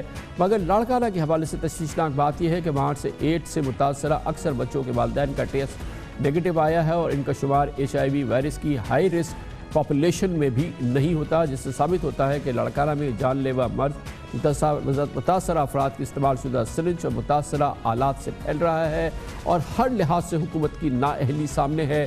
نہ تو پہلے اس بچاؤ کے حوالے سے کچھ کیا گیا، اور اب جب یہ مرض پھیل گیا ہے تو یہ پتہ چلا کہ لاڑکانہ میں بچوں کا کوئی پراپر وارڈ تک نہیں ہے، بچوں کے علاج کی کوئی سہولت نہیں ہے، اس لیے یہ غریب لوگ بیچارے میلوں سینکڑوں میل دور جاتے ہیں، کراچی جاتے ہیں یا دوسرے جگہ پہ جاتے ہیں جہاں پر ان کا علاج ہو رہا ہے۔ یہ بہت ہی گریو سچویشن ہے۔ ہمارے پروگرام میں پاکستان کی انفیکشس ڈیزیز کی ممتاز اسپیشلسٹ ڈاکٹر نسیم صلاح الدین کا کہنا تھا کہ سندھ میں انفیکشس ڈیزیز اور یہ جو اس قسم کے جو امراض ہیں اس انداز میں پھیل رہے ہیں کہ پوری دنیا میں کہیں یہ صورتحال نہیں ہے، اور سندھ میں علاج کی سہولت کے اعتبار سے مکمل نااہلی ہے۔ پوری دنیا میں تو HIV اب گرتا کم ہوتا چلا جا رہا ہے، سندھ ایک واحد جگہ ہے جہاں پر اس کی تعداد بڑھتی چلے جا رہی ہے۔ خطرناک بات ہے، اور اتنا بڑا سانحہ میرا خیال ہے کہیں دنیا میں مجھے نہیں نظر آیا۔ چھوٹے 10 سال کے اندر بچے جن کی ماؤں کو HIV نہیں ہے، تو آیا بھائی وہ بیماری لگی کہاں سے؟ ظاہر ہے کسی نے دی ہے، ان کو اپنے ہاتھوں سے دی ہے، یا تو ان کو انجیکشنز ایسے کنٹامینیٹڈ نیڈل سے لگے، یا تو ان کو خون ایسے ہی کنٹامینیٹڈ خون لگایا گیا ہے، اور کوئی تیسری جگہ سے تو لگا نہیں ہے۔ یہ تو حکومت کا کام ہے کہ لوگوں کو سہولت فراہم کرے، ان کو ٹرینڈ ڈاکٹرز بنا کے دیں، اور جگہ جگہ یہ گلی کوچے میں جس کو میں کہتی ہوں بوتیک ہسپتال بناتے ہیں یا میڈیکل کالجز جس میں کوئی ٹریننگ نہیں ہوتی ہے، تو یہ لوگ اگر نکل کے ہمارے لوگوں کے اوپر یہ بیماریاں حاوی کرتے اپنے ہاتھوں سے، یعنی کہ انجیکشن لگا کے، تو پھر آگے کیا بات کہی جائے۔ یہ وہ صورتحال ہے جس پہ پورا عالمی میڈیا رپورٹ کر رہا ہے۔ یہ عالمی میڈیا کی ایک بڑی امپورٹنٹ خبر بن گئی ہے۔ اس سے منسلک عالمی ادارے اس پر اپنی تشویش کا اظہار کر رہے ہیں، مگر اگر کسی کو تشویش نہیں ہے بلکہ لب کشائی بھی اب تک نہیں کی ہے تو وہ بلاول بھٹو زرداری ہیں، جنہوں نے اس پورے معاملے میں گو کہ وہ اسلام آباد میں رہتے ہیں، جہاں پر وہ روزانہ کوئی تقریر کرتے ہیں یا پریس کانفرنس کرتے ہیں، روزانہ وہ ٹویٹ کرتے ہیں، لیکن اپنے لاڑکانہ میں جہاں پر اب تک 500 بچوں کو ایڈز کی کنفرمیشن ہو چکی ہے صرف 2 ہفتوں کے دوران، سینکڑوں ایڈز کے مریض جو ہیں پورے سندھ میں پھیل رہے ہیں، لاڑکانہ میں پھیل رہے ہیں، ایک لفظ نہ انہوں نے کہا ہے، نہ ٹویٹ کی ہے، نہ اس پہ اپنی کنسرن کا اظہار کیا ہے۔ لاڑکانہ آنا دور کی بات ہے، یہی کیفیت جناب آصف علی زرداری کی، اور انتہائی شاکنگ بات یہ ہے کہ سندھ کے وزیر اعلیٰ مراد علی شاہ بھی اس معاملے میں مکمل طور پہ خاموش ہیں، اور سندھ کی یہ کیفیت جو پوری دنیا میں جس کی گونج ہے اس پہ اگر کوئی نہیں بولا ہے تو وہ سندھ کے چیف منسٹر ہیں یا وہ پیپلز پارٹی کے سربراہان ہیں جو کہ اس پہ مکمل خاموش ہیں۔ آخر اس کی وجہ کیا ہے یہ ہم جانتے ہیں۔ اندرون سندھ جائیں گے گھوٹکی، جہاں پہ پاکستان کے سینئر صحافی جناب اعجاز مہر موجود ہیں۔ بہت بہت شکریہ اعجاز مہر صاحب، سمجھانے کی کوشش کیجئے کہ آخر کیا وجہ ہے کہ اتنی بڑی گریو سچویشن ہے، یہ ہیلتھ کرائسس ہے خود لاڑکانہ کا اور انٹیریئر سندھ کا، لیکن بلاول بھٹو زرداری ہوں، آصف زرداری ہوں، حتیٰ کہ چیف منسٹر بھی بالکل خاموش ہے، کچھ نہیں بولتے اس معاملے پہ، کسی قسم کی کوئی کنسرن کا اظہار نہیں کرتے، لاڑکانہ کے قریب سے بھی نہیں گزر رہے۔ کیا وجہ ہے اس کی؟ دیکھیں میرے خیال میں یہ کرمنل نیگلیجنس ہے، اور گورنمنٹ کے پارٹ پہ جب یہ شروع میں ایشو ہوا تو 1-2 دن تو پیپلز پارٹی کے لوگوں نے لاڑکانہ کے مختلف شہروں میں کیمپ بھی لگائے، لیکن اس کے بعد وہ کیمپ اکھاڑ گئے اور چلتے ہو گئے، تو کوئی تدارک نہیں ہو رہا ہے، کوئی ایکشن نہیں لے رہے ہیں، اور سندھ میں یہ ایک وبائی جو ہے نا صورت اختیار کرتا جا رہا ہے۔ یہ صرف لاڑکانہ تک محدود نہیں ہے، اس وقت فوکس میں تو لاڑکانہ ہے، لیکن کل 3 کیسز کشمور میں کندکوٹ کے اندر جو ہے وہ جو ہمیں پتہ ہے حیدرآباد میں بہت کیسز ہیں، اس کے علاوہ خیرپور میں کیسز ہیں، اور یہ پورے سندھ میں یقیناً پورے سندھ میں پھیل رہا ہے. سانگھڑ میں کیسز آ رہے ہیں, میرپور خاص میں 165 کیسز ہیں, سکھر میں 157 کیسز ہیں, سانگھڑ میں 199 کیسز ہیں. اور یہ کیوں بلاول اس پہ کچھ نہیں بولتے, کیوں مراد علی شاہ اس پہ کچھ نہیں بولتے, کچھ کہیں نظر نہیں آتے, کیا وجہ کیا ہے آپ کے خیال میں؟ دیکھیں ڈیفینیٹلی یہ ان کی نااہلی ہے اور ان کا اپنا جو ہے ناکامی ہے, تو وہ اس سے اوائڈ کرنا چاہ رہے ہیں. اس کے جو کبوتر کی طرح آنکھیں بند کی ہوئی ہیں اور وہ سمجھتے ہیں کہ شاید جو ہے وہ اس سے بچ جائیں گے. لیکن دیگر شعبوں کی طرح صحت کا بھی بہت برا حال ہے سندھ کے اندر. یہ خورشید شاہ صاحب نے تو کہا تھا کہ سکھر میں نواز شریف کو علاج کرائیں, یہاں تو ہاسپٹلس میں جو ہے وہ مریضوں کو مار دیتے ہیں, کوئی روزے کا بہانہ کرتے ہیں, کوئی کیا کرتے ہیں, تو کوئی دیکھنے والا نہیں ہے. مہر صاحب یہ بات سامنے آئی کہ لاڑکانہ جیسے شہر میں جو ہاسپٹلز ہیں وہاں کوئی پیڈیاٹرکس وارڈ ہی نہیں ہے, بچوں کا کوئی پراپر ہاسپٹل ہی نہیں ہے. ہاسپٹل تو دور کی بات ہے, وارڈ تک نہیں ہے. یعنی کہ بچوں کی طب کے لیے یا ان کی صحت کے لیے کسی قسم کی کوئی فیسلٹی ہی نہیں ہے. بالکل کامران صاحب, اس میں آپ کو یہ بتاؤں کہ کافی ہاسپٹلز اندرون سندھ کے ایسے ہیں جس میں چائلڈ اسپیشلسٹ بھرتی تو کیے ہوئے ہیں لیکن وہ تنخواہ لینے آتے ہیں اور باقی جو ہے وہ مختلف بڑے شہروں میں اپنی سکون کی زندگی گزارتے ہیں بچوں کے پڑھانے کے حوالے سے اور دیگر وجوہات کی بیسس پہ. تو کئی ایسے, خیرپور میں ایک ہاسپٹل انرتھ ہوا جس کا کروڑوں روپے بجٹ آتا تھا, جو کو آن گراؤنڈ ایک اینٹ بھی نہیں لگی ہوئی ہے لیکن اس کے پیسے آتے ہیں. تو اتنی بے انتہا کی جو ہے نا گورننس کے ایشو ہیں, کرپشن کے ایشوز ہیں, تو لیکن اس کی طرف کوئی اخبار میں خبر آتی ہے, ٹی وی پہ آپ چلا لیتے ہیں, کچھ لوگ مار پیٹ کرتے ہیں لیکن اس کے بعد پھر معاملہ چپ ہو جاتا ہے. تو یہ پورے ایک عجیب سا ایک ماحول بن گیا ہے. اس کو پراپر طریقے سے فالو کرنا چاہیے. اس سے پہلے آپ کو یاد ہوگا کہ سندھ کے اندر جو ہے وہ پینے کا صاف پانی کے حوالے سے رپورٹ آئی کہ کوئی ڈسٹرکٹ ایسا نہیں ہے جہاں پر پینے کا صاف پانی میسر ہو.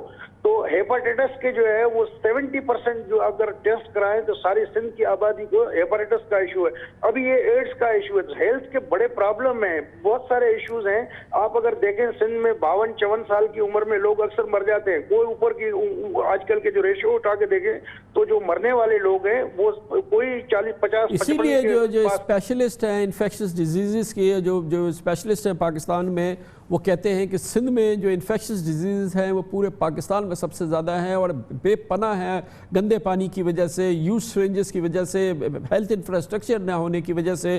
مگر اگر پرواہ نہیں ہے تو اس حکومت کی لیڈرشپ کو نہیں ہے. بہت بہت شکریہ جناب اعجاز مہر ہمارے ساتھ موجود تھے. کمرشل بریک, اس کے بعد ذکر کریں گے IMF کے ساتھ معاہدہ تو ہو گیا, ایک سمجھوتا تو ہو گیا, اس کے بعد زلزلہ آیا, اس کے جھٹکے مسلسل محسوس کیے جا رہے ہیں. آج بھی روپیہ اپنی قدر مسلسل کھو رہا ہے. آج $1 جو ہے وہ تقریباً 153 روپے کا ہو گیا ہے, 1 پاؤنڈ 194 روپے کا ہو گیا ہے, UAE درہم تقریباً 42 روپے کا ہو گیا ہے. اور اس کے اثرات ہیں اور اس کے ساتھ یہ بات سامنے آ رہی ہے اور ثبوت کے ساتھ سامنے آ رہی ہے کہ مہنگائی میں اضافہ ہوگا, بلکہ 2 گنا اضافہ ہو جائے گا.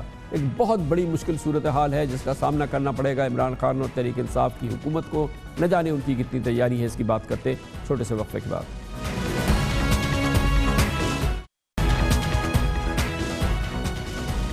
گزشتہ ہفتے بالآخر پاکستان کا IMF کے ساتھ اسٹاف لیول ایگریمنٹ ہو گیا. اس پر باقاعدہ اس کی رسمی منظوری تو IMF کا بورڈ دے گا آئندہ مہینے, مگر اس معاہدے کے بعد سے پاکستان کو وہ سب کچھ کرنا ہے جو اس نے IMF کے ساتھ ایگری کیا ہے, اور اس کے اثرات فوری طور پہ آنے شروع ہو گئے. جیسا کہ خبریں تھیں اس سے پہلے, IMF چاہتا ہے کہ پاکستان کے سینٹرل بینک یعنی اسٹیٹ بینک کی گرفت اس کی کرنسی پر نہ رہے, مارکیٹ اس کی قیمت کا تعین کرے, اور مارکیٹ اس کی قیمت کا تعین کر رہا ہے, جس کے بعد سے روپیہ مسلسل روزانہ دھڑام سے گرتا ہے, مزید اگلے روز گرتا ہے اور پھر گرتا چلا جاتا ہے.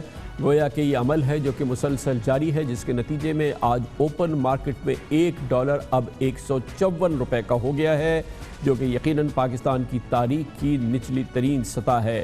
آج برطانوی پاؤنڈ تقریباً 194 روپے کا ہو گیا ہے, UAE درہم تقریباً 42 روپے کا ہو گیا ہے, اور کچھ یہی کیفیت سعودی ریال کی بھی ہے. گویا کہ پاکستان کا روپیہ اپنی قدر تیزی سے کھو رہا ہے, اور خطے میں یہ ہم نے آپ کو پہلے بھی بتایا ہے کہ چاہے وہ بنگلہ دیشی ٹکا ہو, چاہے وہ افغانی सिक्का हो या भूटान का सिक्का हो, भारत से नहीं है मुकाबला।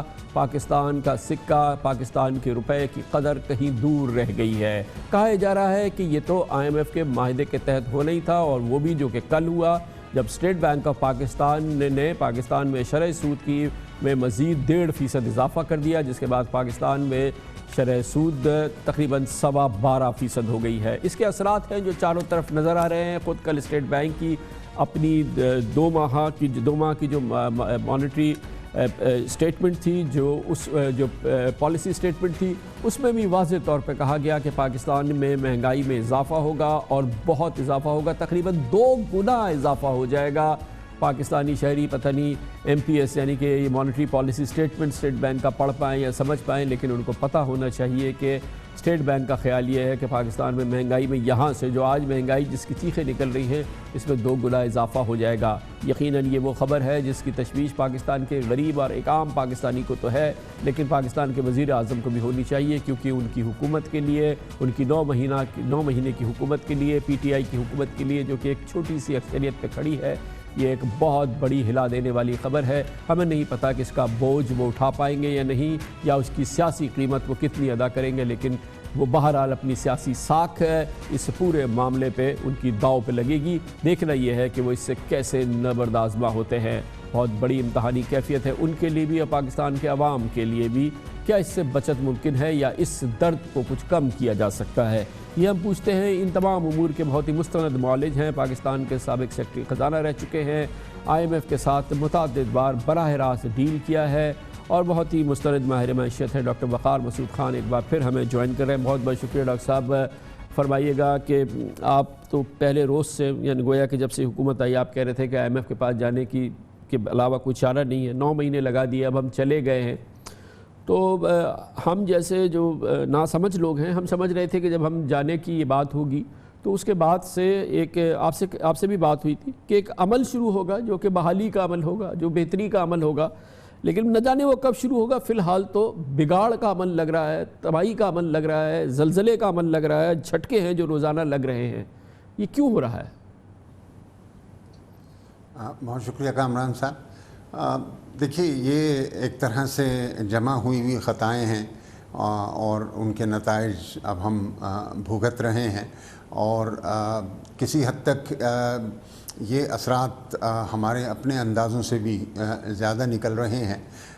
तो एक तकलीफ़ का पहलू तो इस सारे अमल में आना ही था, लेकिन जो चीज़ जिसका बिल्कुल आखिर में आपने ज़िक्र किया कि लगता है कि ये अमल हो रहा है और इसका कोई वाली वारिस नहीं है, कोई इसका दिफा करने वाला, कोई इसके क्या फ़वाइद होंगे बिलाखिर और कब होंगे, उस सिलसिले के अंदर कुछ भी जो है ख़बर नहीं आ रही। कोई नहीं बता रहा आवाम को कि ये जिस अमल से हम गुज़र रहे हैं ये नागुज़ीर था। अच्छा डॉक्टर साहब, ये तो बताएं ना बताएं, मैं तो चाहूँगा कि जो हमारे नाज़रीन इस प्रोग्राम को देखते हैं, और मैं ख़ुद और हम जैसे जितने लोग हैं, उनको पहले तो ये बता दीजिएगा मुख्तसरन कि इस हालत से हम गुज़र क्यों रहे हैं। आज हमारा रुपया 154 रुपये का क्यों हो गया है, कल हमारी शरह सूद 12% क्यों हो गई, डॉलर पाउंड जो है 194 रुपये का क्यों हो गया, ये पहले तो मुख्तसरन मुझे और मेरे नाजरीन को समझा दीजिए। देखिए, मैं अगर इससे इत्तेफाक ना भी करूं तो अब तो ये सामने आ रहा है कि IMF ने प्रोग्राम में बैठकर जो तय किया है उसके ऊपर अमल दरामद हो रहा है, और ये आवाम से इस बात को जो है उसको जो है आवाम के सामने नहीं रख रहे कि जनाब उन्होंने ये तय किया है अपना प्रोग्राम देने के लिए। तो एक तरह से ये उनकी तजवीज़ करदा दवा है। अब आप देखिए मिसाल के तौर पे वो है जिसको आप बताया करते थे कि प्रायर एक्शंस होते हैं, कुछ आपको इब्तदाई इक़दामात, ये प्रायर एक्शंस हैं। जी, तो ये हम वो कर रहे हैं। अब जी प्रायर एक्शंस हैं कामरान साहब, और अभी इसका बड़ा टुकड़ा तो उस वक़्त आएगा जब बजट आएगा। बजट के अंदर जो टैक्सेस लगने हैं और जो अखराजात में कटौती होनी है, फिर बिजली और गैस की कीमतों का तयन होना है, फिर पेट्रोलियम की कीमतों के मुतालिक भी तय हो गया होगा कि उनको किस तरीके से आइंदा सेट किया जाएगा। تو یہ تمام اور پھر سبسڈیز وغیرہ کے ہٹانے وغیرہ کے مسئلے یہ سب اس کے اندر جو ہیں تو وہ سر اس موقع پہ آئیں گے. یہ بتائیے گا, یہ مجھے سمجھائیے کہ یہ کیا ہمارے ناکردہ گناہ ہیں جن کی ہمیں سزا دی جا رہی ہے, یا ہمارے کردہ گناہ ہیں؟ اور اگر کردہ گناہ ہیں تو وہ کون سے گناہ ہیں جن کی ہمیں بہرحال یہ ہمیں اس کا انعام ملے گا؟ دیکھیے مطلب خطا تو یہ ہے کہ یہ کام ہم کو یہ کام کرنا ہی نہیں چاہیے تھا. ہم نے اپنے جتنے ریزروز کمائے تھے وہ سب کے سب پھونک دیے, اور اس کے علاوہ جس قدر ہماری استطاعت تھی کہ لوگوں سے قرضہ لے سکیں, دوستوں سے, وہ قرضے بھی لے لیے. تو اب ہمارے راستے مسدود ہو گئے. لہٰذا آپ اس وقت ان کے پاس گئے ہیں جب آپ کی کمزور ترین کیفیت ہے. اب اس کمزور ترین کیفیت میں آپ کتنے ہی ان سے کہیں, مثال کے طور پہ یہ انٹرسٹ ریٹ کو لے لیجئے, کل جو 150 بیسس پوائنٹ کا اضافہ ہوا ہے, یہاں دیکھیے کہ اس وقت اس سے پہلے ہی کم از کم 2% کا ریئل انٹرسٹ ریٹ تھا. اب وہ اتنا اچھا پازیٹیو ریئل انٹرسٹ ریٹ ہے کہ اس میں اگر چلیں کوئی آپ کو بادل ناخواستہ کوئی تھوڑی سی تبدیلی بھی کرنے پڑے تو آپ کر سکتے تھے 50 بیسس پوائنٹ کی. 150 بیسس پوائنٹ آپ نے اس کو بڑھایا ہے, اور لوگ جو ہیں وہ دیکھنے سے قاصر ہیں کہ بھئی کہاں ہے وہ ڈیمانڈ جس کو اب یہ کٹ کرنا چاہتے ہیں, کیونکہ آپ کا کرنٹ اکاؤنٹ بھی کم آ رہا ہے. ابھی جو ڈیفیسٹ ہے وہ بجٹ اناؤنس ہوگا, اس میں ٹیکسز لگیں گے, وہاں سے بھی آ جائے گا. تو اتنی سختی کے ساتھ آپ نے یہ کیا, پھر اسی طریقے سے اور کہاں ہے وہ کنزمپشن ریٹ کا ہم نے دیکھ لیا ہے. جو ہم سمجھتے ہیں وہ تو یہ کہ کنزمپشن کو سکویز کیا جاتا ہے. لوگ خریداریاں کر رہے ہیں, وہ زیادہ قرضے لے رہے ہیں, کریڈٹ کارڈ پہ قرضے لے رہے ہیں اور خریداریاں کر رہے ہیں. تو یہاں تو لوگوں کے پاس سے, بیچاروں کے پاس صبح شام کا خرچہ پورا نہیں ہو رہا. تو یہ کون سی انفلیشن ہے جس کو دیکھتے ہوئے یہ کل 150 بیسس پوائنٹ کا 1.5% کا اضافہ شرح سود میں کر دیا گیا؟ جی بالکل, انہوں نے یہ پوزیشن لی ہے آئی ایم ایف نے کہ ٹھیک ہے آج تو آپ کا یہ ریئل پازیٹیو انٹرسٹ ریٹ ہے, لیکن کل انفلیشن ہونے والا ہے. اور مجھے حیرت ہے کہ اسٹیٹ بینک نے اس بات کو اپنے پالیسی اسٹیٹمنٹ میں بھی کہہ دیا کہ انفلیشن ڈبل ہونے والا ہے. وہ اگر نہیں بھی ہوگا تو اب ہو جائے گا. یہ بڑی میری نظر میں غیر ذمہ دارانہ بات ہے جو انہوں نے اس طریقے سے بیان کر دی. اور پھر اس کا مطلب ہم نے ان کا بیانیہ اس کو قبول کر لیا کہ forward looking interest rate set کریں, جس کا مطلب یہ ہے کہ آج آپ تدارک کریں کل ہونے والے انفلیشن کا. سبحان اللہ, یہ مطلب جو ہے اتنی بڑی سزا جو ہے دینا آج, یعنی کہ تقریباً اور اسی کے ساتھ اس میں پنہا نہیں بلکہ ظاہر ہے کہ اس کا مطلب یہ کہ پاکستان میں پھر کوئی کاروبار تو کرے نا, کیونکہ جب وہ 12% یہ ہے اس پہ پھر جب وہ لینے جائے گا تو 15-16% وہ لے گا, تو پاکستان میں وہ کون سا کام کرے گا؟ گویا کہ پاکستان میں بزنس اور انڈسٹری یا ایکسپینشن یا گروتھ یہ تو سب. کامران صاحب 12% تو صرف وہ 3 مہینے کا انٹرسٹ ریٹ ہوگا نا. جی سر. اور وہ کسی کو نہیں ملتا سوائے بینکوں کے ٹریجری بلز وغیرہ کے اوپر. عام قرضہ جو ملے گا تو وہ اس کے اوپر جب کائبور طے ہوگا اور 200 بیسس پوائنٹ اور 300 بیسس پوائنٹ کے اوپر قرضے ملیں گے تو یہ تو 15-16% جو ہے, یعنی یہ وہ زمانے مجھے یاد آ گئے سن 85 کے, جب ملک کے اندر انتہائی شارٹیج تھی کیپٹل کی اور 15% عام انٹرسٹ ریٹ ہوا کرتا تھا. یہ فکس انٹرسٹ ریٹ کے دن تھے.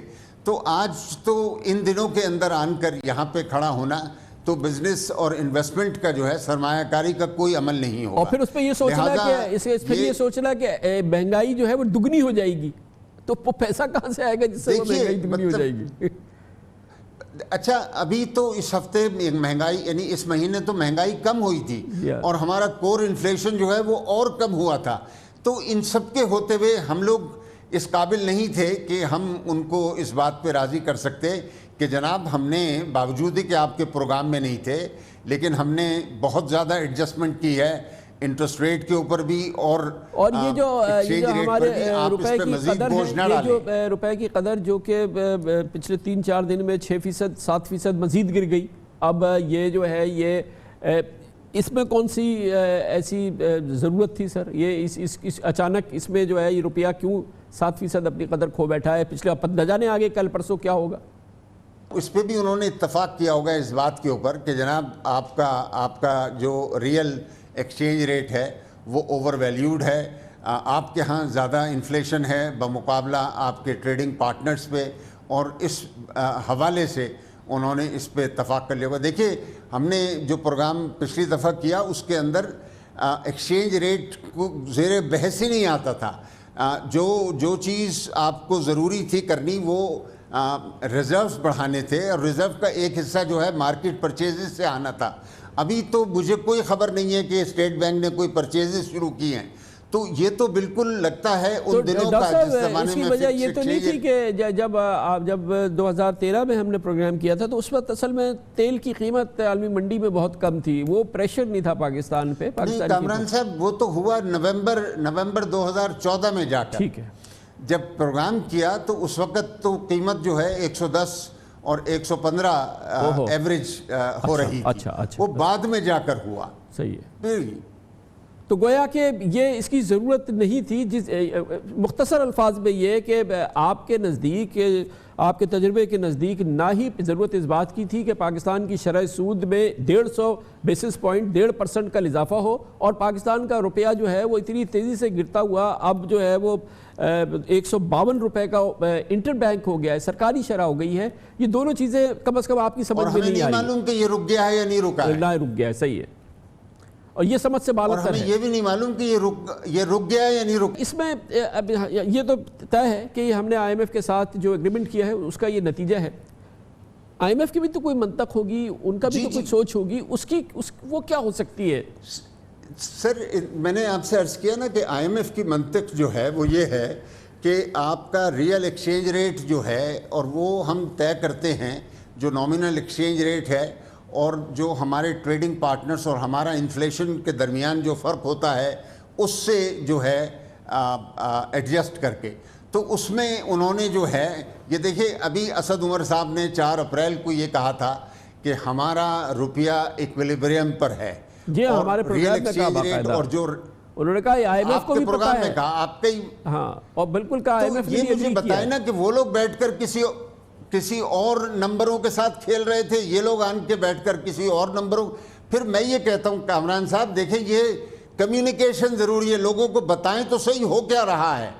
اور کیونکہ کچھ نہیں ہے تو صرف میں اور آپ جو خدشات کا اظہار کر رہے ہیں یا دیگر لوگ جو اس پروگرام کے مخالف ہیں وہی یہ ساری باتیں کر رہے ہیں. اور اب میں آخری بات آپ سے جو ہے میں آپ کے سامنے رکھنا چاہتا ہوں کہ دیکھیں جلد سے جلد ہمیں یہ کرنا ہوگا کہ ہم لوگوں کو اعتماد میں لیں. خود وزیر اعظم چاہیں تو مناسب سمجھے, انہوں نے شاید انڈیا بھی دیا تھا پشاور کے اندر کہ میں قوم سے خطاب کروں گا, وہ آئیں بتائیں کہ یہ کیا پروگرام ہے, اس کی کیا تفصیلات ہیں. یقیناً بہت شکریہ ڈاکٹر وقار مسعود خان صاحب ہمارے ساتھ موجود تھے. اس کے ساتھ ہی ہمارے آج کے پروگرام کا اختتام ہوتا ہے. کل آپ سے پھر ملاقات ہوگی. کل تک کے لیے کامران خان کو اجازت. اللہ حافظ و ناصر. Hi, it's Sayyeda Shanaz here. Thank you for watching Dunya News. For more videos and updates, don't forget to click the subscribe button. Keep watching Dunya News.